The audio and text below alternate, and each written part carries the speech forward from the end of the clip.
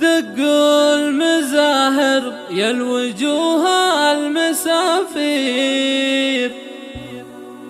اليا بدت شمس الشموس البهية، يا مرحبا باسم طارق وتقدير، يا مرحبا بكل الضيوف الأبية، يا مرحبا بكل الضيوف الأبية.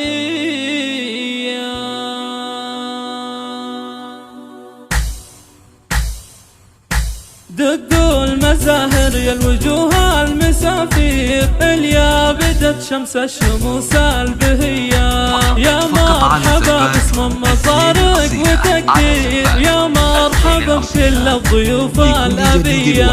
عند طارق الكرم والفرح غير، الجمايل والكفوف الندية، لست أرسل الشاعر خط التعابير، يحتار يصف ذات المزايا الوفية، مثل الذهب غالي بوزنه معايير، يا جعلها بالفض صبح وعشية، يا جعلها بالفض صبح وعشية، أخوالها زحول الرجال المغاوير، أهل المواقف والفخر والحمية، لا من تباهى بالعمان المناعير، نيرانهم بالجود والطيب حية، واخوانها أهل الحكم والتفاكير، اللي لهم بالطيب صفحة نقية، يما العروسة زغردي فرحك كبير، زفي التراحب واللحون الندية، يا مرحبا باللي لهم كل تقدير، دقوا المزاهر يا الوجوه المسافير، اليا بدت شمس الشموس البهية، يا مرحبا باسم طارق وتقدير، يا مرحبا بكل الضيوف الأبية، عند طارق الكرم والفرح غير، الجمايل والكفوف الندية، لست أرسل الشاعر خط التعابير، يحتار يصف ذات المزايا الوفية، مثل الذهب غالي بوزنه معايير، يا جعلها بالفض صبح وعشية، يا جعلها بالفض صبح وعشية، أخوالها زحول الرجال المغاوير، أهل المواقف والفخر والحمية، لا من تباهى بالعمان المناعير، نيرانهم بالجود والطيب حية،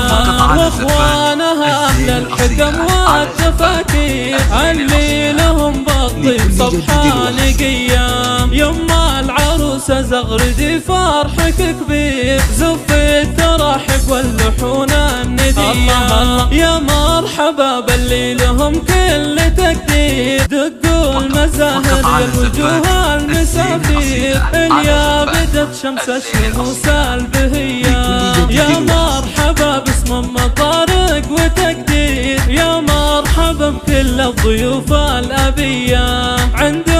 طارق الكرم والفرح غير، الجمايل والكفوف الندية، لست أرسل الشاعر خط التعابير، يحتار يصف ذات المزايا الوفية،